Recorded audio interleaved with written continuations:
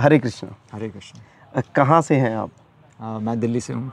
दिल्ली से, मतलब कब इस्कॉन को ज्वाइन किया, कैसे भावना बनी? हाँ, ये अक्सर ये लोगों का प्रश्न होता है कि हमने इस्कॉन कब ज्वाइन किया, तो मैं बताना चाहता हूँ कि मैंने आज तक कहीं साइन नहीं किए।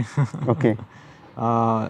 कॉलेज में पढ़ते पढ़ते तो मैं भी डॉक्टर हूँ, और तो ड्यूरिंग एमबीबीएस तो वहाँ पर हमारे कॉलेज में रेगुलर भगवत गीता का हमारा वीकली प्रोग्राम होता था। ओके। तो उसमें एज अ स्टूडेंट हम उसको पार्टिसिपेट अटेंड करते करते थे। हाँ, ओके। वो प्रवचन हम सुनते थे। उस समय मतलब एक जिज्ञासा थी कि भगवत गीता के बारे में बहुत सुन रखा था, और भगवत गीता का ज्ञान हम अपने जीवन में कैसे लगाएं, वो उसके लिए मैं जानने में बहुत इच्छुक था। तो हालांकि हमें पता है कि भगवत गीता भगवान कृष्ण ने अर्जुन को बोली और उसको अर्जुन को युद्ध करने के लिए प्रेरित किया, और काफ़ी लोग बल्कि भगवत गीता से डरते हैं। वो कहते हैं कि घर में आप गीता मत रखो, घर में लड़ाई हो जाएगी। तो ये हमारे मन में भी प्रश्न थे, हमने भी सुना हुआ था, कर्म करो फल की चिंता ना करो, ये बड़ी बड़ी चीज़ें हैं, बड़ी बड़ी बातें हैं, पर इनको समझना ज़रूरी है, क्योंकि अगर हम नहीं समझेंगे तो ये अंधविश्वास है।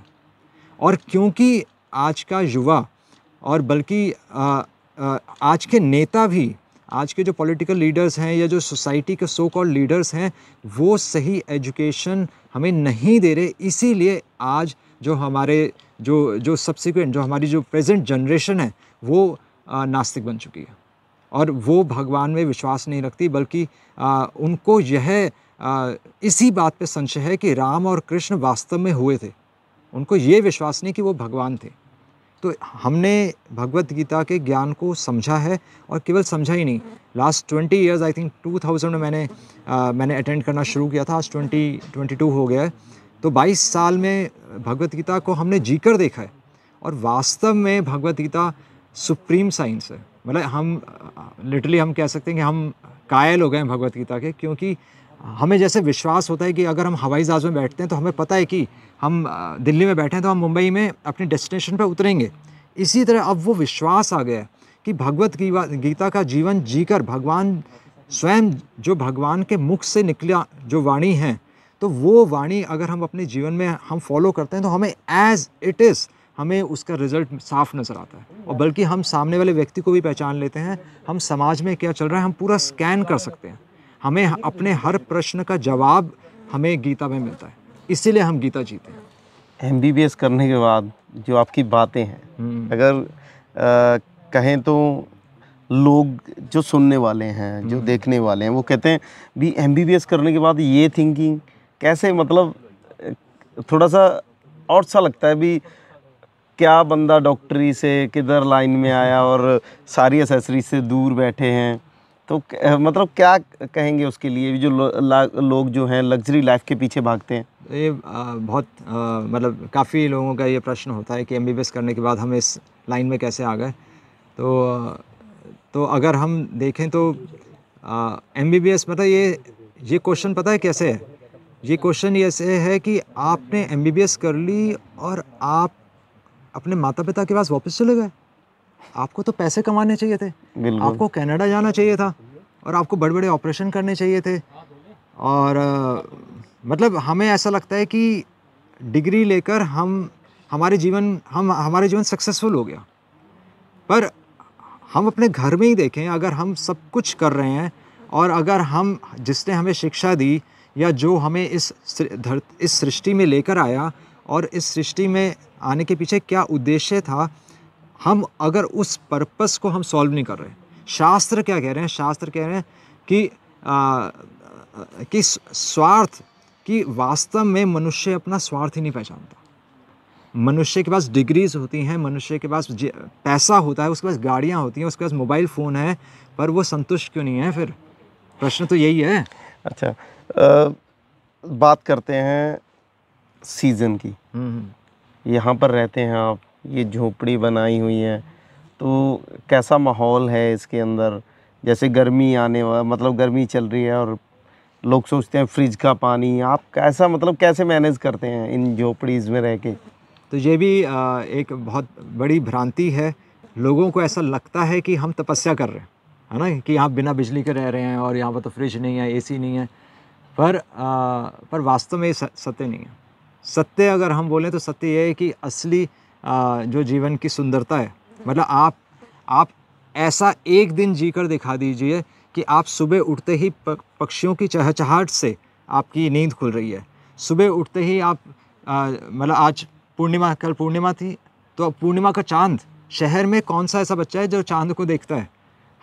जब हम सुबह उठते हैं तो सुबह-सुबह हम चाँद की चाँदनी के नीचे हम, बल्कि हैंडपंप के पानी से हम बिल्कुल शीतल पानी से, बिल्कुल ठंडे पानी से हम बिल्कुल फ्रेश होते हैं।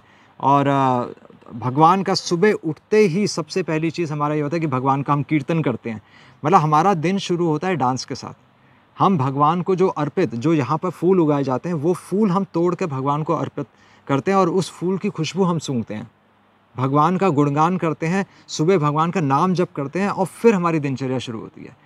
जहाँ पर हमने देखा है कि एक बच्चा जो शहर में, जिसके हाथ से मोबाइल फ़ोन नहीं छूटता, वो बच्चा अगले दिन यहाँ पर आकर सुबह 4 बजे उठकर भगवान की आरती कर रहा है। आप किसी बच्चे का या अपने ही बच्चे का आप करोड़ों रुपए खर्च कर दीजिए, उसका आप आदत नहीं बदल सकते।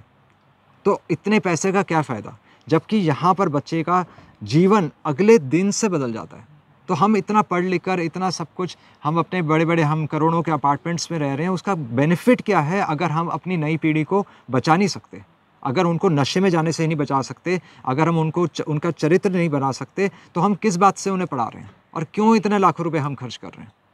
तो ये चीज़ें हमें साक्षात नज़र आती हैं और इसलिए हमें भगवान की नॉलेज में फिर विश्वास बढ़ता है कि हाँ, लोगों का जीवन बदल रहा है इस मॉडल से। और इसमें कोई तपस्या नहीं है, क्योंकि आप कमरे के अंदर बैठिए, आपको बिल्कुल, हमें पंखे की बिल्कुल ज़रूरत नहीं है, तो पसीने की एक बूंद नहीं आती। बिल्कुल।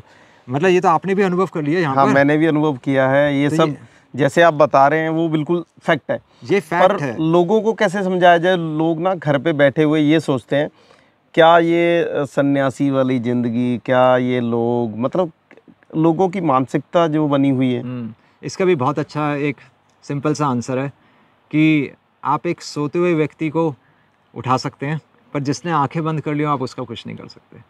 तो जो अपना जीवन बदलना चाहता है, करोड़ों ऐसे लोग हैं जो अपना जीवन बदलना चाहते हैं। ये विकल्प उन लोगों के लिए है जो बचना चाहते हैं, और जिसने बचना है वो अपने आप आकर यहाँ पर अनुभव करेगा। हमें किसी को कुछ एक्सप्लेन करने की ज़रूरत नहीं। यहाँ पर भगवान के साक्षात प्रमाण है। आप 2 दिन यहाँ पर रहेंगे, आपको खुद समझ में आ जाएगा कि शहर में इतना पैसा कमाकर वो पैसा वेस्ट जा रहा है, बल्कि बैंक में आप रख रहे हैं। कल तो वैसे ही 3rd वर्ल्ड वॉर होने वाला है, तो वो पैसा सबको पता है कि मनी की डिप्रिसिएशन होगी। आपके पास पैसा पड़ा रह जाएगा, आपके एफडीज पड़े रह जाएंगे, कोई काम नहीं आएंगे। काम क्या आएगा? जो आपने अपनी ज़मीन पर अगर कुछ उगाया हुआ है तो वो अन्न काम में आएगा। जो आपने जो नलका लगाया हुआ है उसका पानी पीना है, आपने फैक्ट्री में जाकर थोड़ी कुछ आप वहाँ पर कुछ बनाकर लेकर आएंगे रेडी टू ईट फूड। जैसे आपने पहले की बात करूं, जब आप संस्था में नहीं आए थे, हाँ, उससे पहले आप जो लाइफ जीते थे, अब की लाइफ में क्या डिफरेंसेस लगता है और क्या कहना चाहेंगे उसके बारे में? सच बोलूँ या झूठ बोलूँ? सच बताओ, क्योंकि सच की बात कर रहे हो तो सच ही सुनेंगे। सच तो यही है कि पहले हम जानवर थे। सच तो यही है कि हमें सोसाइटी में हम कहते हैं कि we are social animals, but we are not social animals, we are only animals. Prabhupada भी ये कहते थे कि हमारा, शास्त्र कह रहे हैं, द्विपाद पशु, हम 2 पैरों पे चलने वाले पशु हैं, क्योंकि हमें जीना नहीं आता। हम मनुष्य के स्तर पे भी नहीं हैं।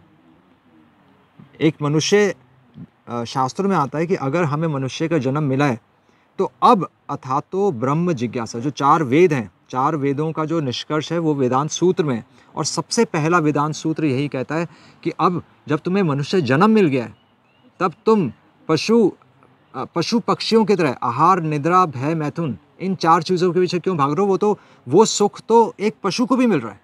जब तुम्हें मनुष्य जन्म मिल गया है तो अब तुम जिज्ञासा क्यों नहीं करते? क्यों नहीं तुम पूछते कि आसमान में तारे क्यों हैं? क्यों ये प्रश्न नहीं उठता हमारे जीवन में कि हमारा जन्म जिस परिवार में हुआ है वो हमारा जन्म उसी परिवार में क्यों नहीं हुआ? मतलब दूसरे किसी परिवार में क्यों नहीं हुआ?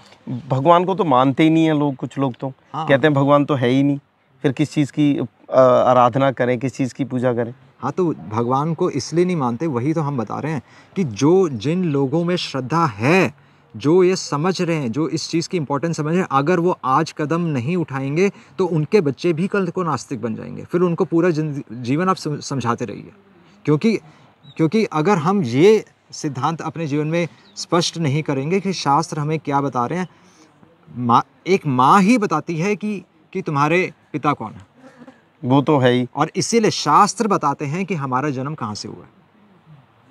तो आपकी अगर बेसिक नीड्स की बात की जाए तो क्या क्या चीज़ें यहाँ पे यूज़ करते हैं आप?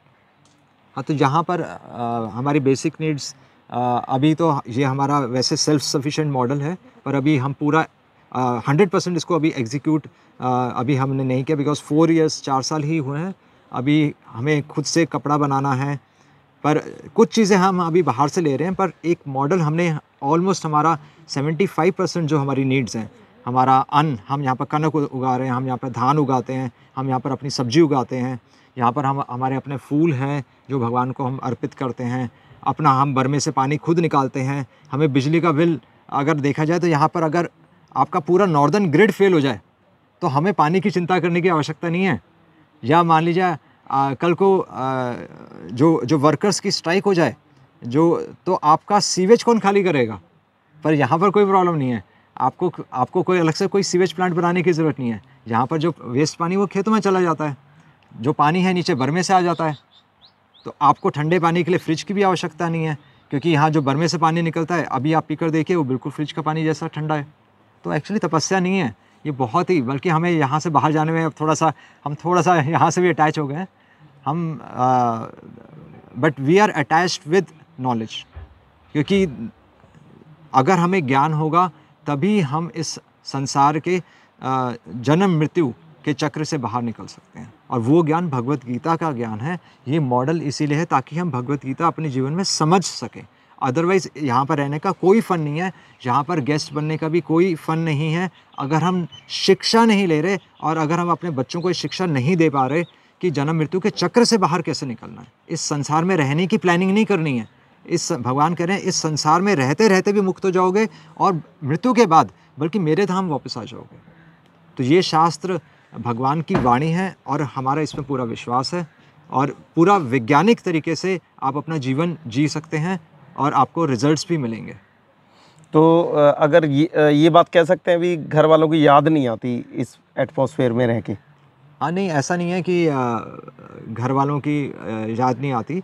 हम जब जैसे हम जुड़े हैं भगवान के इस मिशन के साथ, भगवान के प्रचार के मिशन के साथ, वैसे ही हम अपने घर वालों को भी प्रेरणा देते हैं और वो भी भगवान का नाम विधि से अब लेते हैं और वो भी इस मैसेज को दूसरों को स्प्रेड करते हैं। तो एक्चुअली हम अपने परिवार का रियल बेनिफिट हम कर रहे हैं, क्योंकि हम उनको जन्म मृत्यु के चक्र से बाहर निकलने में मदद कर रहे हैं।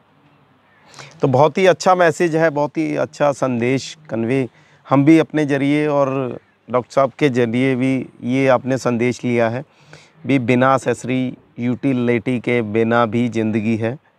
तो लोग व्यर्थ में अपना जीवन जो है एसेसरी में ना लगाएं, उन चीज़ों को पाने में ना लगाएं और सिंपल लिविंग जो है वो जिएं।